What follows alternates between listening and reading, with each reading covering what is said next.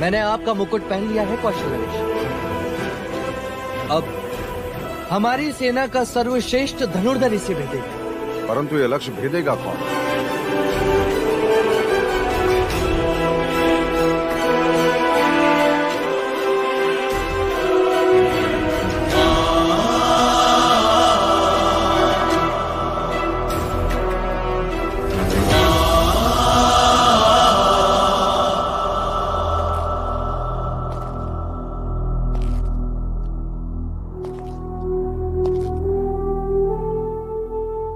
हमारी सेना में सर्वश्रेष्ठ धनुर्धर केवल आप ही हैं ज्येष्ठ।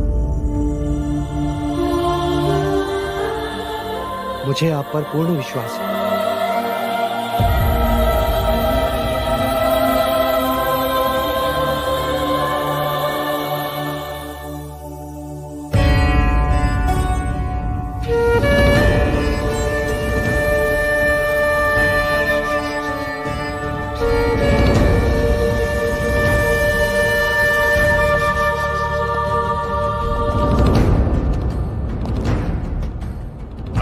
तुम्हारे साथ है पुत्र। लक्ष्य सिद्धार्थ का मुकुट नहीं, उसका सर होना चाहिए।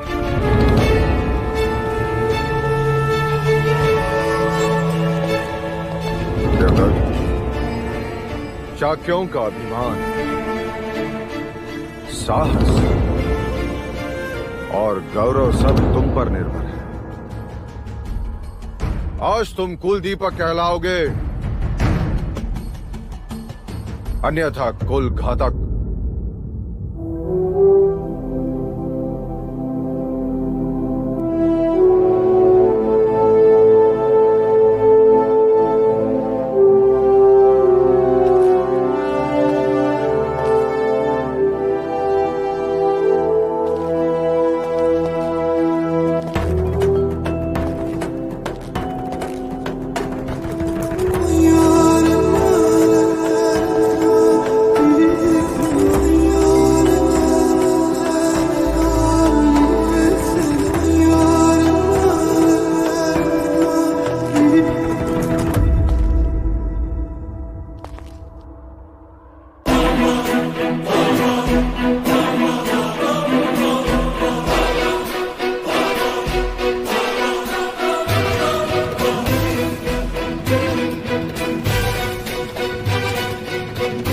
ये मेरा खेत है।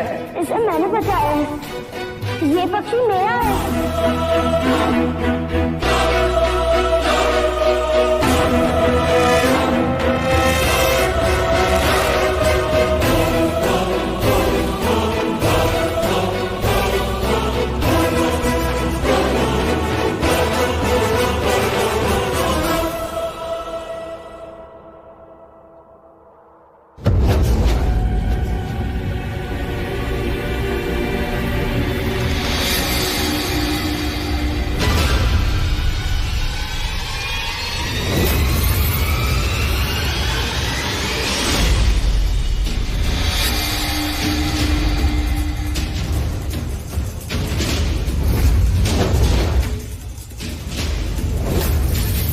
शाक्यों के विजय सिंह का संदेश सुनने के साथ साथ मैं एक और शुभ संदेश सुनना चाहती।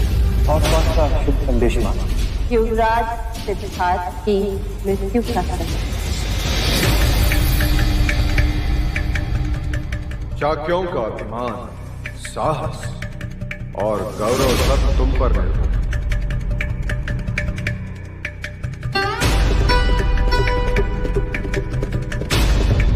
लक्ष्य आज तुम कुल दीपक कहलाओगे, अन्यथा कुल घातक।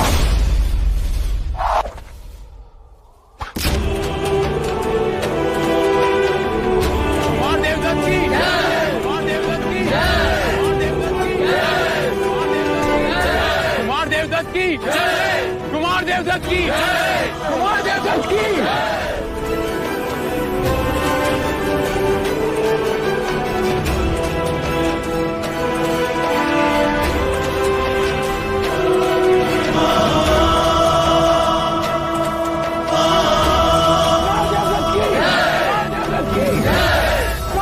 की देवदत्त की, कुमार देवदत्त की, कुमार देवदत्त की, कुमार देवदत्त की, शाक्य गणराज्य की, शाक्य गणराज्य की, शाक्य गणराज्य की, शाक्य गणराज्य की। कौशल नरेश प्रसन्नजीत, अब तुम्हारी बारी।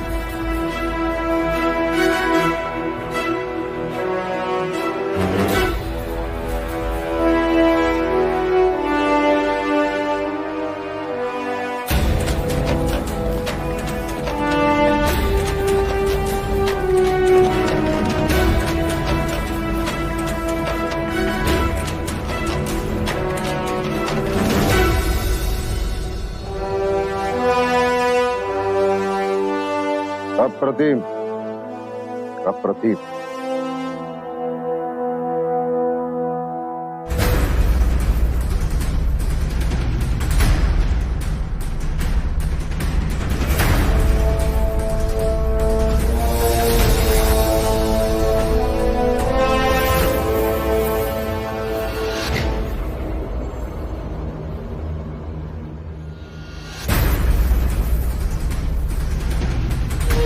बहादुर, तीर चलाओ।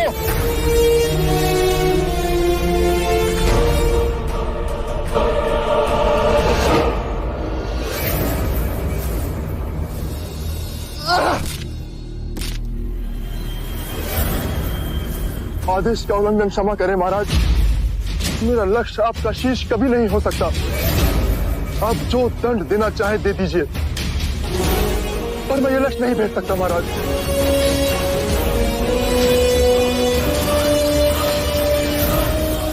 कोई है कोई योद्धा जो इस मुकुट को अपना लक्ष्य बना सके?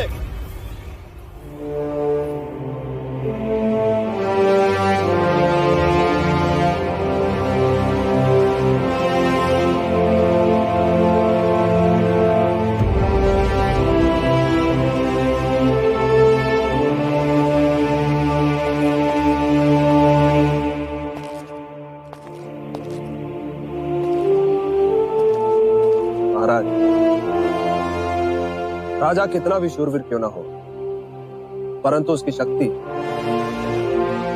उसकी सेना से होती है।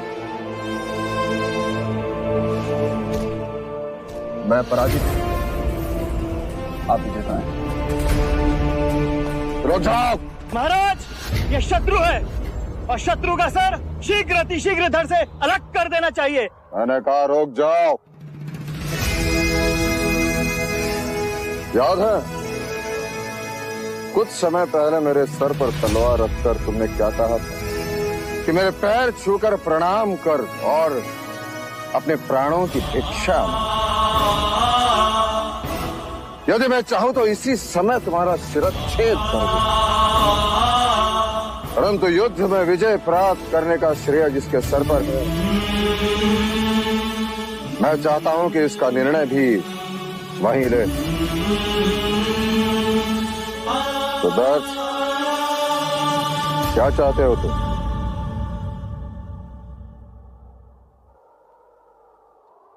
क्षमा और शांति। अर्थात युद्ध में शांति और शत्रु के लिए क्षमा।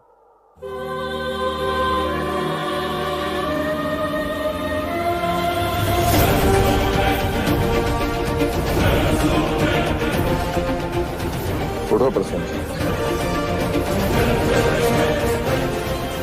हम शाक्य शूरवीरों का सम्मान करना जानते हैं। तुम्हारे पिता महाकौशल एक महान योद्धा, उन्हीं का मान रखते हुए मैं तुम्हें जीवन दान देता हूँ। महाराज, ये युद्ध नीति के विरुद्ध है। या शत्रु का सर काट दिया जाए या उसे बंदी बना दिया जाए। महाराज, इस पर कैसे विश्वास किया जाए? ये दोबारा आक्रमण नहीं करेगा। ये समय चर्चाओं का नहीं है। अब जो भी चर्चा होगी संघ सभा में होगी। हमारी कुछ शर्तें हैं प्रसन्नजीत। कहिए। युद्ध में हुआ सारा खर्चा तुम हमें दोगे और साथ साथ ये वचन भी हम पर कभी आक्रमण नहीं करोगे। मैं वचनबद्ध हूं महाराज शुद्धोधन। क्या इस संधि के नाम पर मैं आपसे कुछ भेंट ले सकता हूँ राजा प्रसन्नजीत? प्राण और स्वाभिमान के सिवा कुछ भी मांग सकते हैं। वो सारे शस्त्र जो आप अपने साथ लाए, वो शस्त्र जो प्राण लेते अब और प्राण ना ले सकते। क्या करोगे उन शस्त्रों से? उन्हें पिघलाकर सीमाओं पर उन पर संदेश लिखूं। युद्ध से युद्ध का अंत नहीं होता, मनुष्यता का अंत होता है। शांति से स्नेह बढ़ता है।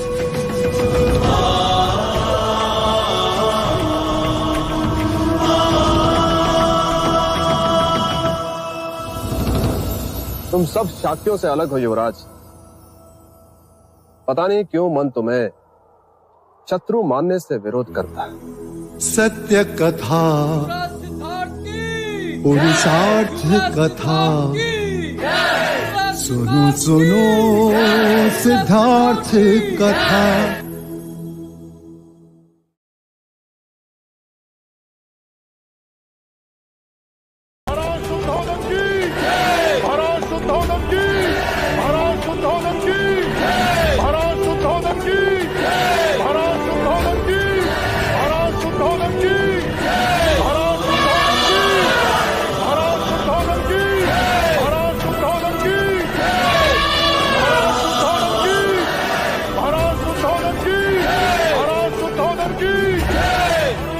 देखा मंगला दीदी, तुम कहती थी यशोधरा के चरण पड़े और युद्ध आ गया।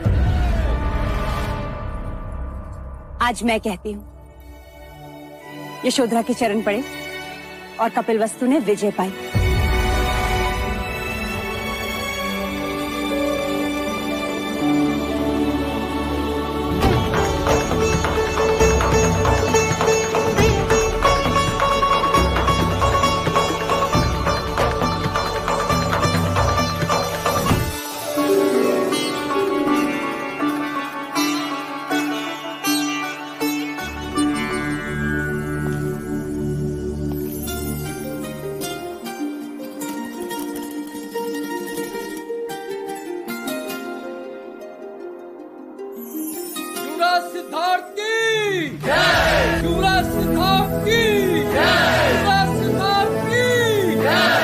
ये सूर्यहार हमारी पुरखों की निशानी है। युद्ध में कौशल दिखाने वाले को ये उपहार में दिया जाता है। हमारे विजय के शिल्पी तुम हो सकता है। तुम्हारे रणनीति के कारण हम कौशल सेना का सामना करने में सक्षम रहे। ना तुम हाथियों की सेना लेकर आते, ना ही हम विजय प्राप्त कर पाते। सिद्धार्थ ने आज शाक्य कुल को गौरव दिलवाया है।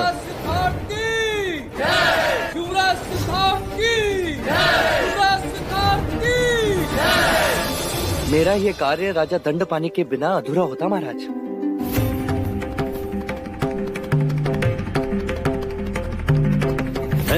राजा दंडपानी यशोधरा जैसी पुत्री को जन्म देते,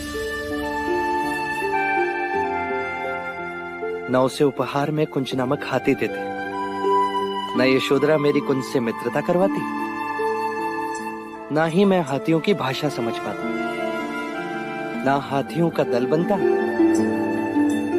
और ना मैं युद्ध रोक पाता। राजकुमारी यशोधरा की, राजकुमारी यशोधरा की, महाराज दंडपानी की, महाराज दंडपानी की, महाराज दंडपानी की, महाराज दंडपानी की।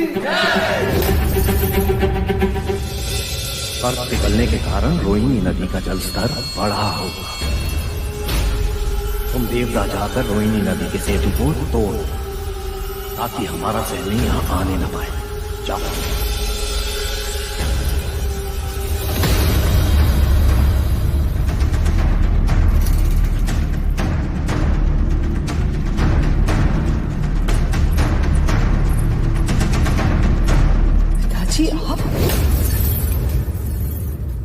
सत्ता पाने के लिए कभी कभी कूटनीति की सहायता भी लेनी पड़ती है। तो क्या सत्ता माँ के मायके, मेरे ससुराल और पुत्री के सुख से भी अधिक प्रिय है पिताजी? अपनों के लहू से सने सत्ता के सिंहासन पर बैठकर क्या आप चैन की सांस ले सकोगे? इसे स्वार्थ की चरम सीमा कहें या फिर मनुष्य की नीचता?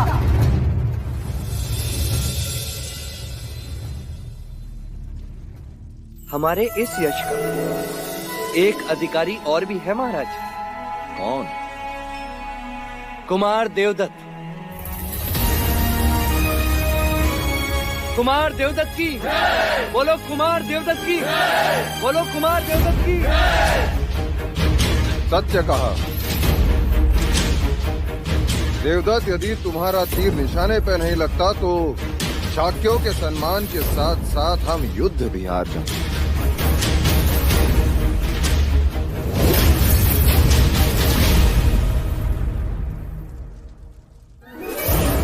क्षमा महाराज, यदि एक और सूर्यहार होता तो कदाचित मैं उसे स्वीकार कर लेता, पर इसे नहीं ले सकता। मेरा सुना गला मुझे हर पल ये स्मरण कराता रहेगा कि मैं ज्येष्ठ तो हूं पर अभी सर्वश्रेष्ठ नहीं। देवदत्त,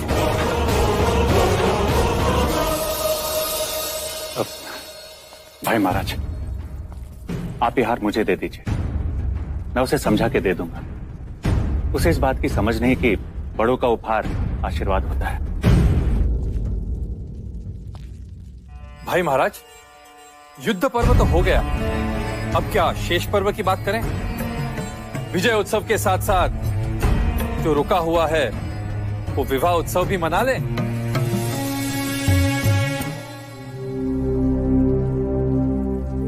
महाराज, कुल गुरु वाचस्पति ने एक मुहूर्त निकाला था जो आज से 5 दिन बाद का है। आप कहें तो? हाँ हाँ बिल्कुल, शुभ कार्य में विलंब कैसा? कल होने वाले शाक्यों की बैठक में विवाह की घोषणा होगी।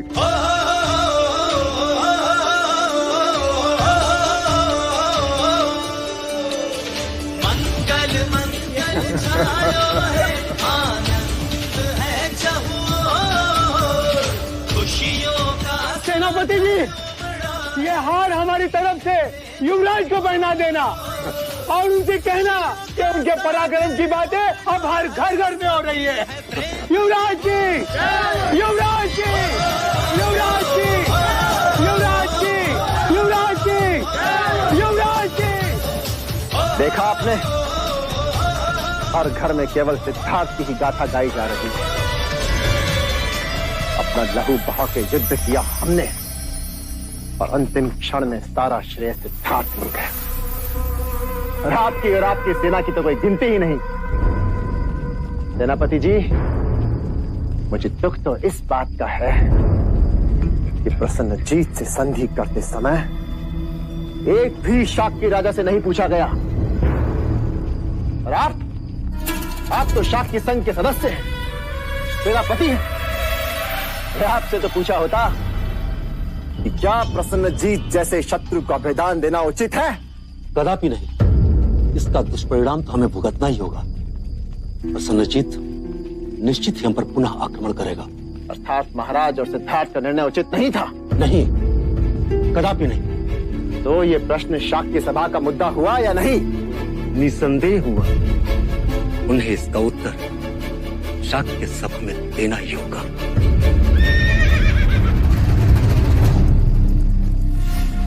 हमेशा तुम प्रश्न करते थे सबसे युवराज, अब सब तुमसे प्रश्न करेंगे।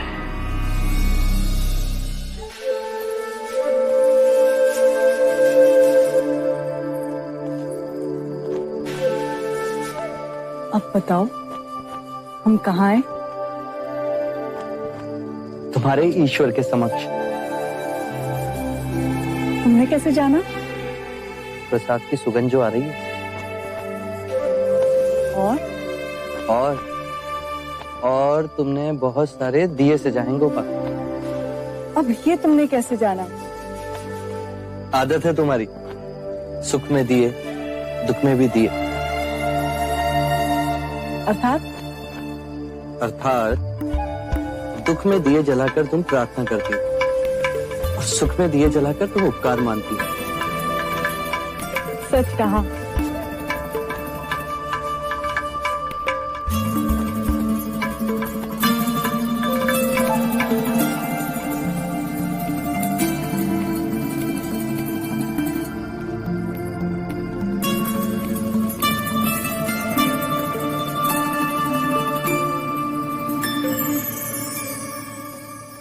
मैंने प्रण लिया था कि तुम्हारे सकुशल युद्ध से लौटने पर मैं ईश्वर को उजाले से सजाऊंगी। देखो,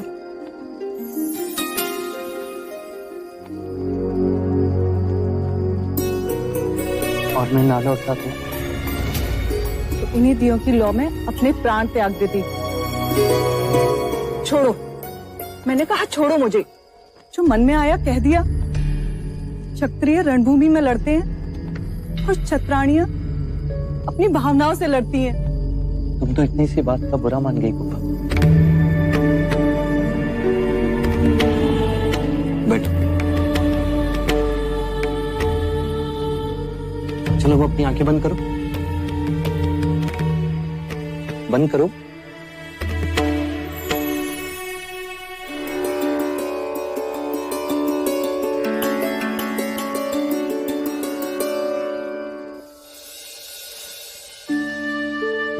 अब तुम अपना व्रत तोड़ोगे। तुमने कई दिनों से भोजन नहीं किया।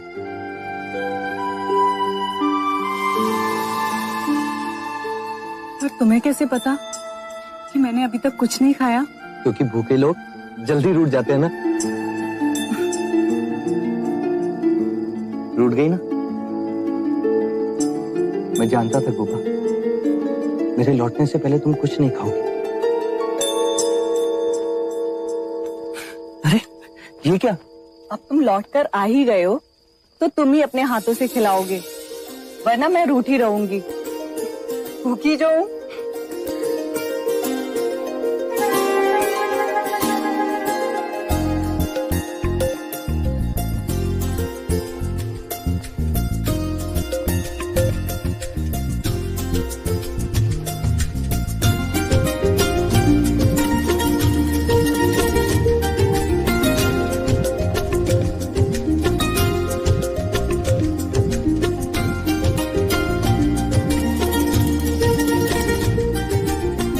आज माया होती तो कितनी खुश होती इन्हें देख के। कौन कहता है कि माया यहाँ नहीं है? मुझे तो सदैव आभास होता है कि माया कहीं कहीं हमारे आसपास है।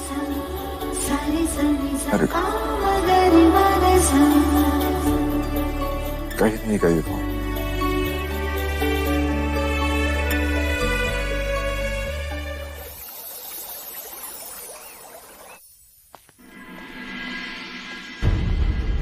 शाक्य गणतंत्र प्रणाली के अनुसार और युद्ध के पश्चात इस संघ की सभा केवल 2 कारणों से बुलाई गई है।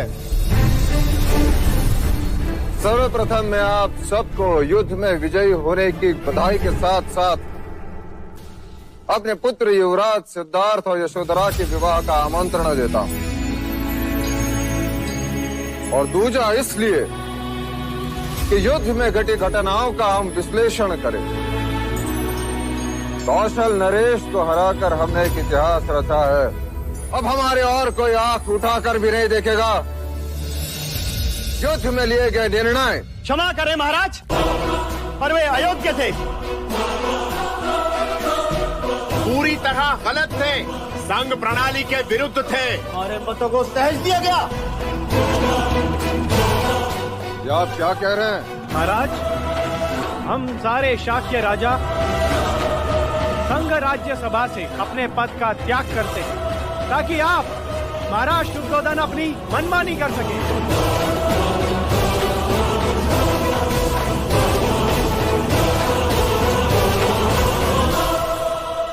ये आप क्या कह रहे हैं राजन? वही जो सच है। शाक्य गणराज्य अब गणतंत्र नहीं रहा। हाँ, नहीं रहा, बिल्कुल नहीं रहा। नहीं रहा, ये गलत है। मगध और कौशल की तरह अब सर्वमुख्तार हो गया है। तैयार हो गया है। ये आप क्या कह रहे हैं? युद्ध के विषय में आपने हमें अपने विश्वास में नहीं लिया। नहीं लिया, अपने विश्वास में नहीं वो लिया। समय विचार विमर्श करने का नहीं था। मैंने ऐसा कोई निर्णय नहीं लिया जिससे हमें या शाक्य कुल को कोई खतरा हो। संजीत जैसे शत्रु को जीवित रखना ये गलत निर्णय था। गलत निर्णय था ये। गलत था, बिल्कुल गलत संजीत था। अपनी पूंछ में विष लेकर गया है। वो डंक मारने फिर से आएगा। और महाराज, युवराज सिद्धार्थ के इस निर्णय ने तो हमारे भविष्य पे ही प्रश्न चिन्ह लगा दिया है। अब तो हर घड़ी यह खतरा रहेगा कि वो कब हम पर वार करेगा। और महाराज, आपने तो प्रसन्नजीत की गर्दन पर तलवार रख दी थी, पर सिद्धार्थ के कहने पर आपने उसे छोड़ दिया। यह आपका और केवल आपका निर्णय था, शाक्य गणता नहीं। महाराज, सारा शाक्य गणतंत्र आपके नेतृत्व का आदर करता है, किंतु युवराज सिद्धार्थ को इस प्रश्न का उत्तर इस राज्यसभा में देना ही होगा। और महाराज, युवराज सिद्धार्थ हैं कहाँ? जब संघ की मंत्रणा चल रही है तो संघ के सदस्य की अनुपस्थिति क्यों? कहिए महाराज,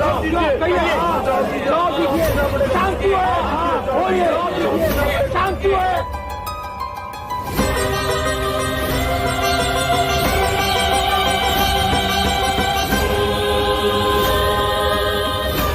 युवराज, मेरे पिताजी को क्या हुआ? बोलो ना, क्या हुआ मेरे पिताजी को? वो बेसुध है। वो ठीक तो हो जाएंगे ना? बोलो ना।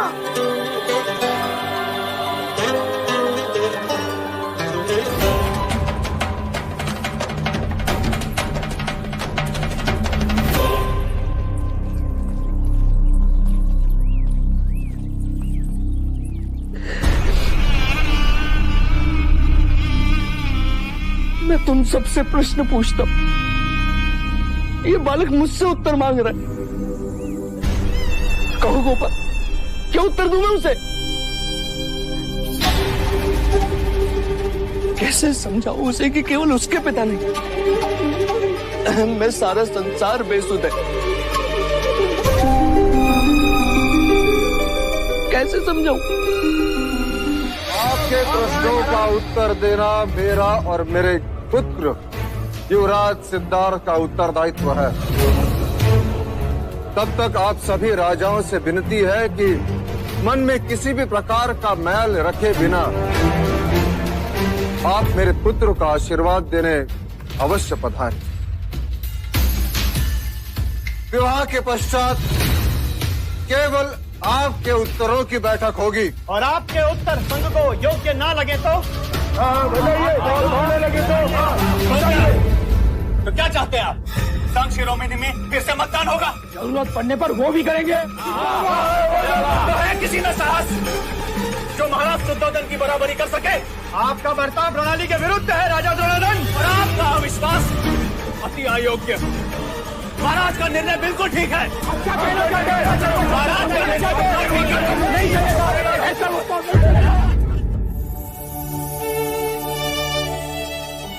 माँ, आप चिंता ना करें। आपका एक पुत्र युद्ध में घायल हो गया तो क्या हुआ? आपका दूसरा पुत्र आपके सामने बैठा। मैं आपकी देखभाल करूंगा। आपका पुत्र हमारे लिए तलवार बना, तो क्या मैं आपकी लाठी भी नहीं बन सकता? बिल्कुल ठीक। शांत हो जाइए, शांत हो जाइए। अनुज, शांत हो जाओ।